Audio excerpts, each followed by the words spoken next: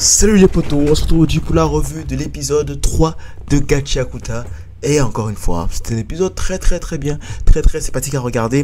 L'épisode se déroule en deux parties. La première partie un peu plus explicative et la deuxième partie vraiment lunaire que moi j'ai vraiment adoré. Franchement, ça me manque des combats comme ça, tu vois, des combats vraiment gag, satiriques, ça m'avait manqué. Bref, on y reviendra, mais d'abord, c'est parti pour la revue.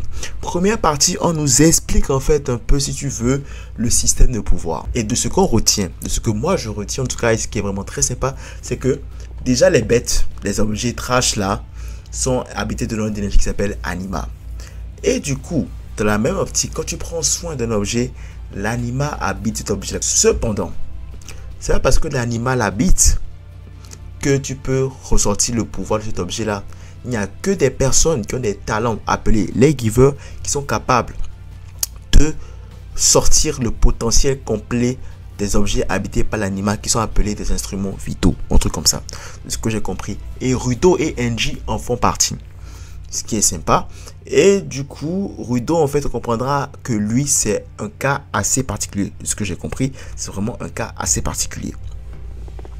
Et donc, du coup, Rudo se fait expliquer comment fonctionne le système de pouvoir. Et finalement, Enji lui fait comprendre qu'il va devoir lui présenter à quelqu'un. Qu'il va le présenter à celui qui va s'occuper de son entraînement. Son maître, en gros, si je peux dire ça comme ça. Parce que de ce que je comprends, peut-être Enji, il a trop la flemme. Soit il a trop la flemme, soit il est bien trop occupé pour, je sais pas moi, s'occuper de Rudo. Bref, peut-être qu'il a d'autres chats à fouetter, je ne sais pas. En parlant de chat d'ailleurs, il y a un chat qui vient voler l'argent que Enji a remis à Rudo, argent d'ailleurs qu'il a eu en vendant ses vêtements et pas mal de choses appartenant à Rudo. Donc c'est quand même assez bas comme coup, mais bon, bref, c'est Enji, on le connaît déjà, c'est un gars, il fait quand même pas mal de coups bas, mais il reste quand même sympa. Je pense qu'il reste quand même sympa comme personne, dans la limite du raisonnable. Donc du coup, le chat récupère l'argent de Rudo, puis Rudo donc se lance à la poursuite du chat. Sauf que sur le chemin, il récupère un bâton. Je n'ai même pas regardé si par exemple qu'il a juste récupéré le bâton puis il est parti. Sauf que le bâton a un propriétaire. Le propriétaire qu'on découvrira plus tard était justement la personne qui devait s'occuper de l'entraînement de Rudo. Donc là, ça part en une séquence, ouais, franchement lunaire. Non mais franchement, la séquence c'était vraiment lunaire. Déjà, il s'embrouille. Là, Rudo se la joue en mode Sakura dans Windbreaker, en essayant de ne pas forcément chercher la voie de la bagarre, mais chercher la voie du raisonnement, discuter avec la personne, essayer de comprendre le point de vue de la personne, comme Recto lui avait enseigné. Et pour une fois, ça a marché. Le gars commençait à s'intéresser à lui, et là, il voulait en fait continuer. Et donc, il a commencé à apprendre à sourire, et là, en fait, c'est parti en latte. Le gars pensait, le gars aussi faisait des expressions vraiment dégueulasses, vraiment très drôles. Puis le mec, il a pensé qu'il se foutait de sa gueule. Donc c'est repartir encore en embrouille. Ils se sont embrouillés jusqu'à ce qu'ils se sont dit, bon, allez, on en vient aux mains. On en vient aux mains. Ils n'ont pas pu trouver intérêt de là. Ils se sont dit, ok, vas-y. Ah, mais non, je dis de la merde. Je dis de la merde parce que en parlant, j'ai oublié le nom de son nom. J'ai déjà oublié son nom. Mais le futur maître de Rudo a insulté le rêve, a insulté l'objectif de Rudo. Et ça, c'est pas passé. Et du coup, cette petite querelle là qui semblait drôle et a tout de suite tourné au vinaigre parce que Rudo n'a pas accepté qu'on se foute de son objectif. Parce qu'il a un objectif très important qui lui tient à cœur. Et là, donc, là, c'est parti en embrouille. Ils sont comme ça, se taper dessus. Et là, on a découvert que Rudo, tout objet qu'il touche devient un instrument vital. Ça, c'est boosté comme pouvoir. Je ne sais pas trop comment ça va lui servir encore.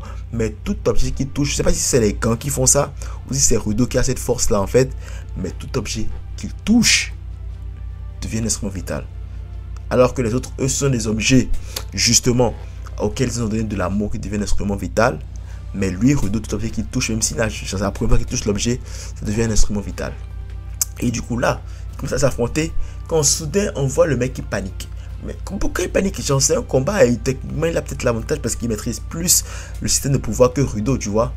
Mais non, il panique parce qu'il y a du caca.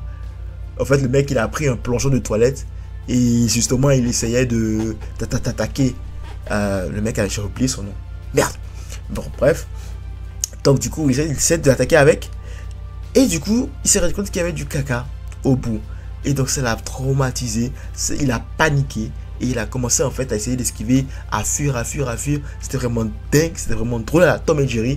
Je me suis tapé des barres et à la fin, la petite séquence avec le ralenti, même le chat, je sais pas ce qu'il foutait là, mais le chat aussi était de la séquence, le ralenti, les plans sur Rudo, puis sur le mec, puis sur le chat, et le mec qui sait que vraiment, en plus ils ont bien fait avec le jeu de voix aussi, qui était changé au ralenti, plus grave, en mode le mec qui crie au ralenti, en mode non, et le gars qui va se faire prendre la bouse, et là Engine qui revient en mode ah est-ce que tout va bien et tout. Et là, il se rend compte qu'il se met à se taper des barres. Moi, je me suis tapé des barres pendant toute cette partie-là de l'épisode. Je riais seulement.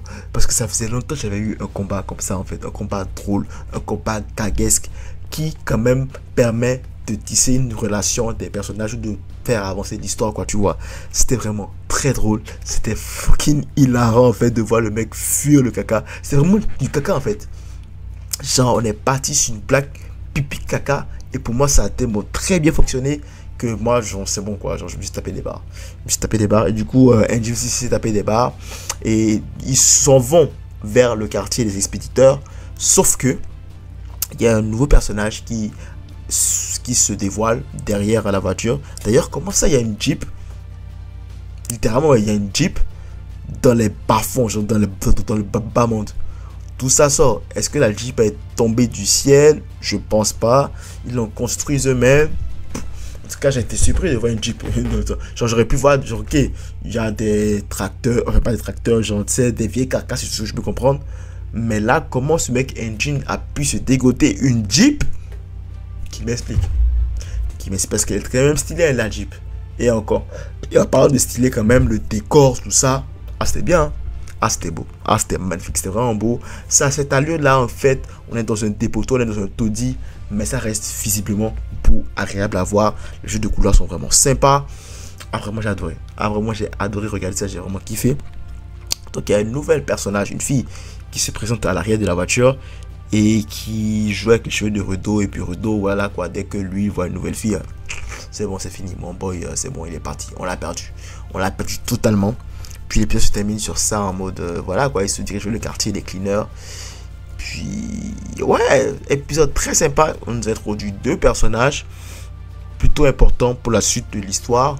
Et franchement, moi je retiens tout ce combat là. Franchement, ça m'a fait rire. Ça m'a fait rire et ça m'a fait du bien de voir ce combat. Genre, je l'ai rematé au moins 3 fois.